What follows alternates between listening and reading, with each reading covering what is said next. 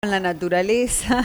Para que lo tenía por acá. Tenemos que meternos, como todos los jueves, en el vivero de Elber, señoras y Así es, señores. Elber, como siempre, nos sorprende con sus micros, con sus filmaciones, con sus explicaciones.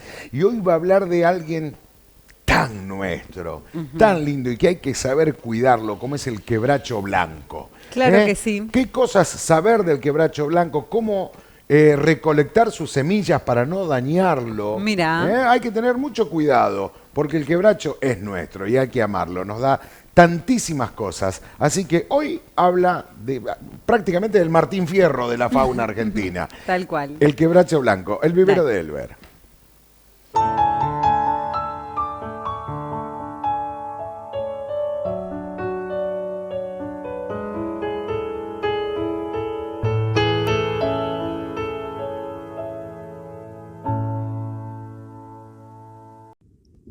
Buenos días, Brickman. Buenos días, mi querida región. Hoy, cada vez que podemos, salimos y comenzamos a caminar zonas aledañas a la Laguna Mar Chiquita. Y hoy vamos a describir y a comentar uno de los árboles que más se destacan. Es este, un quebracho blanco. Aspidosperma quebracho blanco es su nombre científico. Y es una planta que se destaca cada vez que nos acercamos al espinal. Si lo comparamos con un algarrobo, el algarrobo siempre lo encontramos como una sombrilla abierta. En cambio, al quebracho blanco lo vamos a encontrar como una planta erguida, grande, bien distribuida. Esta planta que nosotros vemos aquí es muy joven, por lo tanto, le quedan muchos años de desarrollo. Es una planta muy longeva. Las hojas son perennes, son muy duras y terminan en punta. Las flores son poco llamativas, son pequeñas, pero son muy perfumadas y comienzan más o menos allá por septiembre, octubre. Tenemos que decir que estamos recorriendo esta zona en invierno. Luego van a producir las semillas que están dentro de una cápsula leñosa que, bueno, estamos compartiendo las imágenes, que es el modo en que la planta se propaga por semilla y tiene muy buena germinación. Cuando vemos que esta cápsula es de un color ocre clarito, ahí podemos cosecharla. Recuerden que siempre decimos que no es conveniente cosechar la totalidad de las semillas o en este caso de los frutos. Siempre es bueno pensar en recolectar aproximadamente un 20% de lo que hay en el árbol. De esa manera no ocasionaremos lo que se denomina erosión genética, para dejar a la naturaleza que siga haciendo su accionar. Es bueno, a medida que pasa el tiempo, va perdiendo el poder germinativo de la semilla. Por lo tanto, cuando se cosecha el fruto, es bueno en lo posible sembrarla cuanto antes. Hay que darle condiciones de temperatura y humedad para que germinen. Hay 2 o 3 formas que ya la vamos a ver en la medida que veamos cómo hacer nuevas plantas. La otra forma, que es mucho más difícil hacerla, muchas veces nos comentan algunas personas que sacan algunos plantines de algunos forestales de nuestro espinal y les cuesta hacerlos prender. Y sí, es así.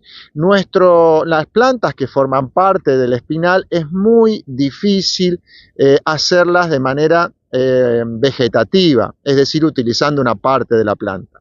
Como el chañar, este quebracho blanco también suele tener lo que se llaman yemas gemíferas, es decir, vemos más o menos a 2 o 3 metros de una planta nacer una pequeña plantita. Bueno, esa sería otra forma de propagación, que es una manera de sacar esa plantita con algo de raíz y hacer en trasplante. No obstante, tenemos que pensar que es bastante difícil que ese ejemplar pueda prender.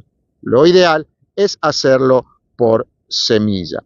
Nuestros pueblos originarios la usaron mucho para teñir telas, medicinal, como siempre decimos, utilizarla como medicinal es muy importante. Nuestros ancestros la utilizaron y como casi todas las plantas que habitaban el espinal. Es una planta que se puede utilizar también en forestación urbana. Como es una planta que tiene un desarrollo considerable, es interesante dos pasos. En primero, no plantar ejemplares muy grandes. Ejemplares de la flora nativa del espinal no deberían pasar los 50-60 centímetros de alto. Es cierto, son plantas pequeñas, pero así se adaptan mejor y así su sistema radicular se va a desarrollar mejor, teniendo en cuenta, sí, siempre los espacios. Es una planta que necesita un espacio considerable y una distancia de plantación, por lo menos entre planta y planta, de 10 metros. Esto es lo que es en forestación urbana lineal, si se quiere. Hay otros métodos de forestación que ya vamos a explicar en otro momento, las distancias de plantación. Era una planta que nosotros queríamos destacar, ustedes las van viendo ya en detenimiento o la han visto en detenimiento con las imágenes que compartimos. Es una planta interesante a tener en cuenta, interesante para propagar. Tiene muy buen poder germinativo cuando las semillas son jóvenes. Por lo tanto, es una planta que no es difícil de hacer nueva y es muy interesante para quienes propagan especies tenerla en cuenta como una planta para obtener mayor cantidad de ejemplares y así reforestar nuestra región. Gracias, como siempre, por acompañarnos. Qué alegría compartir estos momentos. Nos reencontramos en la próxima oportunidad. Chao.